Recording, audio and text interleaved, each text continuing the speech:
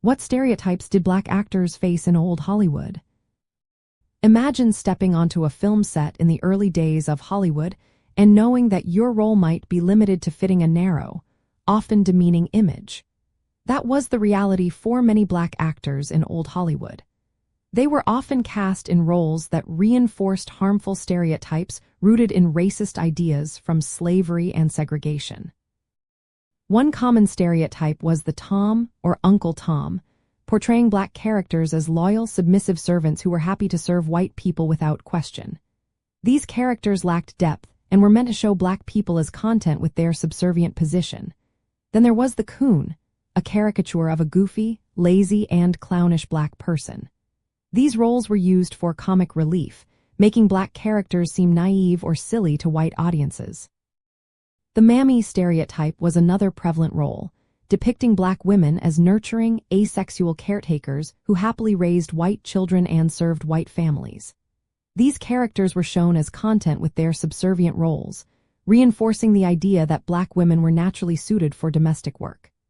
The tragic mulatto was a character caught between two worlds, often trying to pass as white but doomed to tragedy because of their mixed race.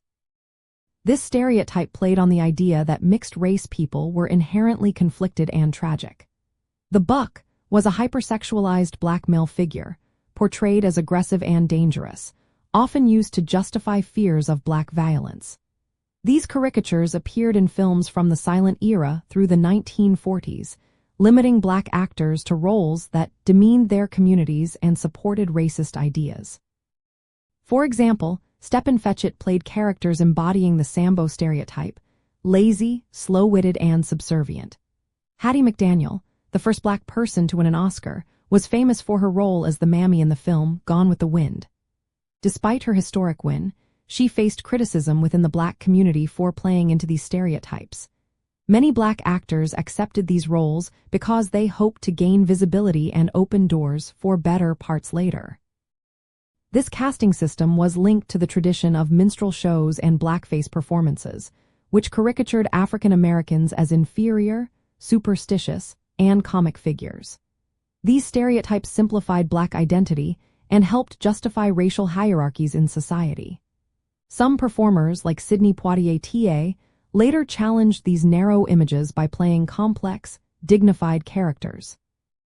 Still, for decades, Hollywood kept black actors in limited stereotypical roles, reflecting broader racial inequalities in America.